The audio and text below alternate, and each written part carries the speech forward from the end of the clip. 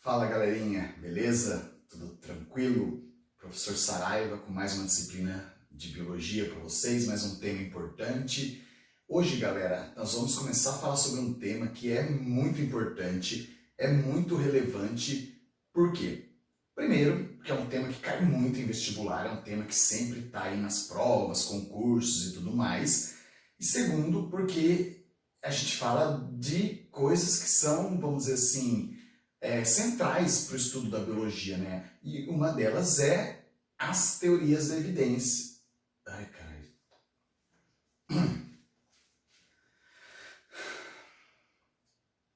Fala, galerinha. Como vai você? Não.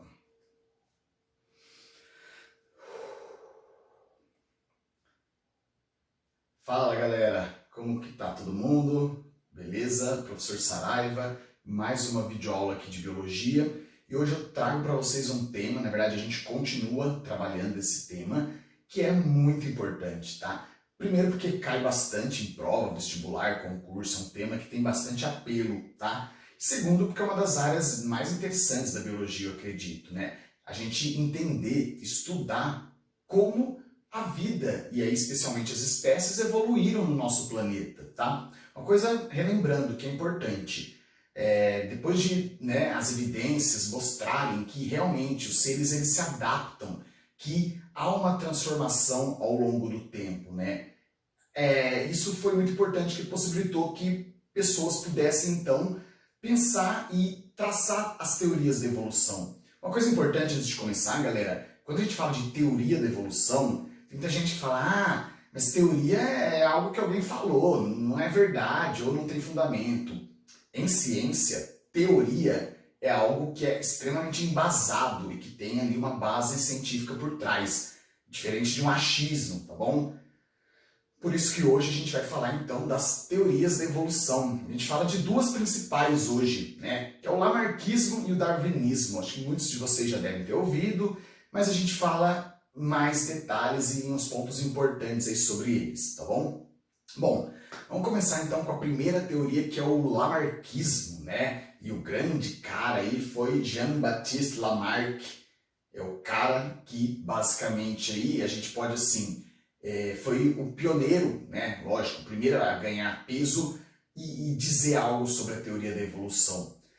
Bom, o lamarckismo, né? Que é a ideia, a teoria proposta por Lamarck, ela tem alguns pontos e é o que eu vou trazer para vocês aí. Antes de tudo, é importante saber que o Lamarck, ele trazia consigo um pouco dessa visão teleológica, tá? O que isso quer dizer? Ele acreditava que a coisa era determinística, né? Que as coisas aconteciam por um determinado fim, tá? Um aperfeiçoamento aí por um determinado fim. E que para ele, né, essa era a visão que ele tinha também. Ele também tinha alguns pontos aí da abiogênese, lembra? Que é a vida surgir do nada. Então ele também tinha algumas ideias, alguns pontos nesse sentido, tá? Mas falando em teoria da evolução, como que surgiu a ideia dele? É o exemplo lá das girafas, né? Acho que todo mundo lembra, trazendo aí para a memória de vocês. Lamarck observava as girafas, né? E ele via que quando acabava, não tinha folhas ali na parte mais baixa, tinha as girafas lá com o pescoço muito grande, pegando as folhas da parte mais alta, né? E o que ele pensava? Acabaram-se as folhas nos estratos mais baixos, então as girafas têm que forçar o pescoço para poder pegar as folhas lá em cima, tá? Então, ele dizia também que isso acontecia e que mais ainda, que por causa disso, as filhas das girafas aí ficavam também com o pescoço maior, tá? Então, para exemplificar, temos aí as duas principais leis, né, de Lamarck. Uma delas é do uso-desuso, que é o quê? Girafa, né? Esticando o pescoço, usando, forçando. Isso fez com que aquela estrutura tornasse maior naquela espécie. Então ele acredita que o uso de uma estrutura possa favorecer aí o seu aumento, por exemplo, a sua utilidade. E o oposto também. Caso você não use, não, né, cair em desuso. Mas o que é o ponto disso? Né? Alguém pode estar perguntando, mas e o músculo? O músculo não é assim? Quando você usa, ele não hipertrofia? Né? Mas na verdade, galera, o músculo sim, acontece, seria um uso e desuso. Mas o que o Lamarck quer trazer com essa lei é que é um processo que vale para tudo, né, dentro da evolução. E não é assim. Para algumas coisas isso acontece exatamente, mas não é para tudo, tá? Então a primeira lei é o uso e desuso. Quanto mais usa uma estrutura, mais ela evolui, tá? Que é o caso lá da girafa esticando o pescoço. A segunda lei dele é que, além disso, isso é transmitido para os seus filhos, né? A lei dos caracteres, da transmissão dos caracteres adquiridos. Então, nesse mesmo exemplo, ele dizia que as girafas que forçaram, esticaram o pescoço, ficaram com ele maior para poder pegar folha no alto, passavam isso para os seus filhos. Por isso que tinham girafas pescoçudinhas ali também já. Então, galera, são os dois pontos aí, né? Forçar a estrutura, vamos dizer assim, para que ela evolua e transmitir isso para os descendentes, ok? Mas, olha um ponto importante da ideia de Lamarck também. A visão dele sobre o ambiente, né? E como o ambiente influencia em tudo isso. O que o Lamarck acreditava? E isso é um ponto, esse primeiro ponto é até comum com Darwin também, que a gente vai ver depois. O ambiente está sempre em mudança, ok? Isso é uma coisa que é fato, o ambiente está sempre mudando. Para o Lamarck, essas mudanças do ambiente forçavam os seres a se adaptarem também, como o caso da girafa. Acabou a folha no baixo, o ambiente está forçando elas a se esticarem e conseguirem as folhas no alto. Então a visão do Lamarck é o ambiente forçando a evolução, né? Ou você muda ou você está fora, tá? Então essa é a visão do Lamarck aí com relação ao ambiente e a evolução. E depois a gente vai ver que a visão do Darwin é diferente, e aí é importante contrastar as duas, tá? Um grande ponto das teorias do Lamarck é que ele não conseguiu embasar muito em experimentos, tá? Então foi um ponto que ficou falho, e aí é uma vantagem que depois o Darwin teve. O Darwin teve mais chance de ter modelos experimentais para testar sua teoria, tá? Outra coisa do Lamarck também. Essa lei da transmissão dos caracteres adquiridos, que não rola, a gente sabe que, por exemplo, né, pegando o exemplo da girafa, ela pode até esticar o pescoço dela e ficar maior por uma hipertrofia que seja, mas ela não vai passar isso para os descendentes. A gente sabe que quando você adquire algo durante a vida, você não passa, tá? Né, pintei o cabelo, isso vai passar para o meu descendente? Não, tá?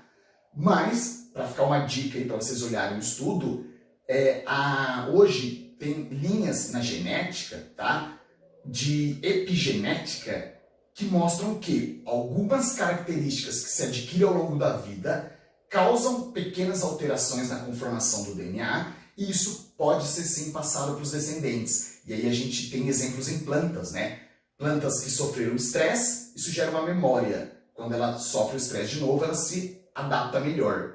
E aí pegaram sementes dessas plantas e plantaram, e elas já nasciam com essa resistência, vamos dizer assim. Então, esse ponto talvez é um ponto que o Lamarck ele errou, mas não totalmente, tá? A epigenética vem trazer algum conhecimento disso pra gente. Então, galera, essa é a ideia do Lamarck, essa é a visão dele sobre como aconteceu a teoria da evolução e como que os organismos, então, puderam evoluir, ok? Então, na continuação, eu vou trazer para vocês agora as ideias do Darwin, tá? Como que ele pensou e como que ele acredita que foi e aconteceu a teoria da evolução na visão dele, ok? Dando sequência, então, na nossa aula, galera, a gente vai falar da outra teoria da evolução, que é talvez a mais importante e a mais conhecida, que é a teoria elaborada aí pelo Charles Darwin, né? Conhecida também como darwinismo, que ganhou aí espaço e ganhou projeção, né? Eu acho que todo mundo já ouviu falar alguma vez sobre isso, tá? Bom, então vamos entender qual que é o contexto todo aí da teoria do Darwin, ok? O Darwin, né, ele tinha um contexto diferente, ele tinha formação diferenciada, né? Ele era um naturalista, então ele se envolvia e estudava muitas áreas, extremamente observador, detalhista, com habilidades de desenho técnico, então ele era um cara realmente muito diferenciado em toda a sua jornada, em toda a sua formação, tá? E basicamente, em um convite recebido aí por um professor da sua época, ele foi participar de uma expedição no SS Beagle, né? Que era uma expedição pelas Ilhas Galápagos. A ideia dele, na verdade, era trabalhar com desenho, né? Era fazer ilustração científica. E ele acabou indo para essa expedição. E de lá vieram muitos insights e muitas coisas que basicamente aí fizeram a teoria da evolução acontecer. Como ele era muito observador, ele observava lá os tentilhões, tá? Que são aves ali que, como Galápagos é um arquipélago, ele via que havia diferenças, ligeiras diferenças nos bicos dessas aves, embora sejam muito semelhantes, tá? E ele observou isso em jabutis também. Então, dessa expedição lá para Galápagos veio aí também talvez a grande obra de Darwin, que foi o livro A Origem das Espécies, onde ele discute um pouco sobre o surgimento das espécies, a questão da variabilidade é muito discutida por ele, e eu acho que é o principal ponto que essa viagem trouxe para ele, se atentar à variabilidade. Se a gente observar os grupos animais, mesmo da mesma espécie, há variações, há diferenças entre eles, igual nós humanos, né? Diferenças aí existem entre os diferentes humanos. E ele se atentou a isso. Mas veja um detalhe, ele ainda não conseguia explicar o que causava isso. Porque Darwin e Mendel são mais ou menos contemporâneos ali. Então, ele não tinha acesso a conhecimentos ainda de genética. Então, ele não sabia o que causava variabilidade, mas ele se atentou a isso. E isso foi um grande ponto importante, tá? Para que Darwin formulasse sua teoria também, ele teve algumas inspirações, alguns conceitos, algumas ideias que o ajudaram a entender melhor e a formular a teoria da evolução, tá? Uma delas foi as ideias de Malthus, né? Malthus era um pesquisador da época que ele tinha ele dizia, né, na verdade, que a evolução das espécies da humanidade aconteceria o seguinte, né? A produção de alimentos não acompanharia o ritmo de multiplicação dos organismos, né? Então teríamos aí duas curvas de crescimento, aonde em um determinado momento a população iria crescer tanto que não ia ter alimento suficiente e ocorrer aí uma chamada luta pela sobrevivência, tá? Ele pensou isso observando o quê? Colônias de micro-organismos, isso acontece, né? Acaba o nutriente ali, há uma competição, ou até espaços ali limitados, né? Hoje a gente sabe que isso não existe por quê? Porque hoje a gente produz alimento aí para alimentar o planeta várias vezes, tá? Então, lógico que isso é totalmente mal distribuído, mas na época ele dizia que isso poderia acontecer, que ia ter muito mais gente do que alimento e ia ter uma luta onde alguns iam sobreviver, tá? Então, olha aí, Darwin já ficou atento nisso, olha, interessante, em condições aí talvez limitantes ou outras, os organismos podem lutar para sobreviver só, os melhores, sei lá, enfim, então veio uma ideia aí para inspirar o Darwin, ok? Outro conceito que ele pegou também é da seleção artificial. Na época, né, Darwin curtia muito cavalos, animais, ele observava muito, né, criações e tal, e ele reparou o quê? Que a seleção artificial era praticada pelo ser humano há muito tempo, selecionando as plantas que mais nos interessam, os biotipos de animais que mais nos interessam, e quando a gente escolhe algo que mais nos interessa, o que a gente faz? A gente faz uma reprodução direcionada, a gente reproduz mais aquele tipo. Pensa em um boi, Nelore, tal, produtor de sêmen, por exemplo. Quando o produtor, né, escolheu aquele lá porque ele é o mais bonito, é o mais forte, o que ele vai fazer? Pegar o sêmen dele para reproduzir. Assim como planta, né? A gente escolhe as plantas que produzem mais, que são mais bonitas e reproduz elas. Então isso é seleção artificial. Isso o ser humano faz há muito tempo. Então ele escolhe algo que para ele é melhor e direciona a reprodução naquele sentido. Então também é um conceito que o Darwin abordou, tá? Ele se inspirou, na verdade. E um outro conceito é de seleção sexual, né? A gente sabe que na maioria das espécies a fêmea faz a seleção sexual. Ela escolhe o parceiro dela de acordo com o quê? Com características que ela considera boas para ter na sua descendência. Então, mesmo que inconscientemente, o que acontece até na espécie humana é isso, né? A escolha do parceiro implica o quê? Uma seleção. Você escolhe o que você considera o melhor para você e para sua descendência. Então também é um tipo de seleção e direciona também. Porque a partir do momento que alguns são escolhidos, né, tem um privilégio aí de se reproduzir, ok? Então, todas essas ideias vieram no contexto aí para Darwin, e aí então ele pôde pensar sua teoria, tá? Uma coisa importante antes de falar exatamente o que Darwin diz na teoria, tem que falar do Wallace, tá? O Wallace é um cara que ele deveria ter muito destaque também. Por quê? O Darwin, quando fez seus estudos e não publicou, esse foi um ponto, ele tinha tudo pronto, mas ele demorou muito para publicar, porque ele tinha N receios. E até que em um determinado evento, ele viu o trabalho de um jovem chamado Wallace, que era igualzinho, ou seja, eram as mesmas coisas que ele havia pensado e havia dito. Só que Darwin não tinha publicado ainda. Então isso acabou apressando Darwin a publicar seus trabalhos e tornar conhecida a teoria da evolução. Então esse é o papel do Wallace, tá? Ele é um cara que também chegou nas mesmas coisas, mas como Darwin já tinha feito isso antes, só que estava guardado, ele acabou ganhando todo o crédito. Mas o Wallace também seria um cara a ser lembrado aí na história, né? E talvez ele até fez um papel significativo, porque se ele não tivesse mostrado o trabalho da Darwin, Darwin talvez nunca tivesse publicado. E a gente talvez hoje estaria estudando o wallacianismo, por exemplo, não o darwinismo, né? Então, esse é um cara que merece um crédito aí. Então, o que seria a teoria do Darwin, resumidamente, com tudo isso que ele pensou? A teoria da evolução resume-se ao seguinte: existe variabilidade. Então, vamos pegar uma espécie de animal X. Quando você olha todos os indivíduos, existe variabilidade ali. Cada um tem sua pequena variabilidade. Como e por que a gente vê depois quando falar de neodarwinismo, tá? As causas da variabilidade. Mas a gente sabe que a genética está envolvida. A partir dessa variabilidade, a seleção natural atua, tá? E dessa forma, somente os mais aptos sobrevivem, levando à adaptação, tá? Então, resumindo, quando a gente fala de adaptação, de evolução, a gente está falando da espécie e não individualmente do organismo. Então, tem um ambiente aqui, todos os ambientes em volta, beleza, mas vamos pensar no nosso ambiente aqui. Temos um grupo de animais aqui com a sua variabilidade. A partir do momento que esse ambiente muda, dentro da variabilidade, alguns não vão suportar, vão ser eliminados.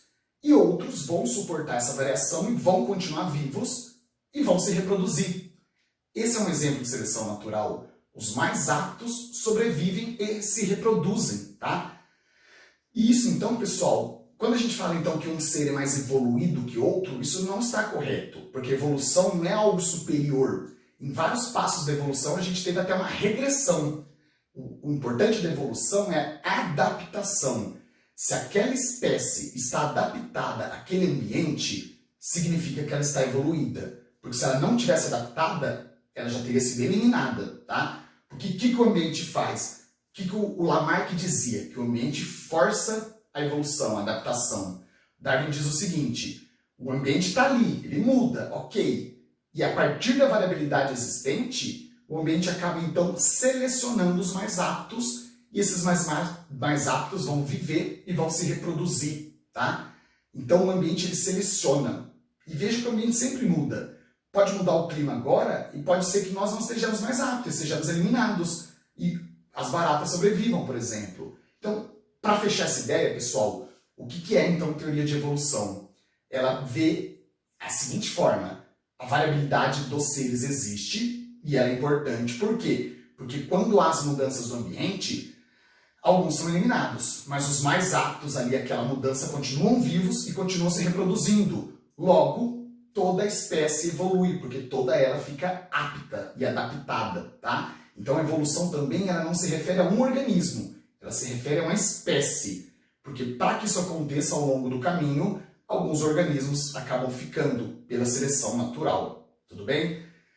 E é importante sempre comparar também, como Darwin, como Lamarck vê o ambiente influenciando aí. Lamarck diz que ele força, Darwin diz que ele seleciona, tá?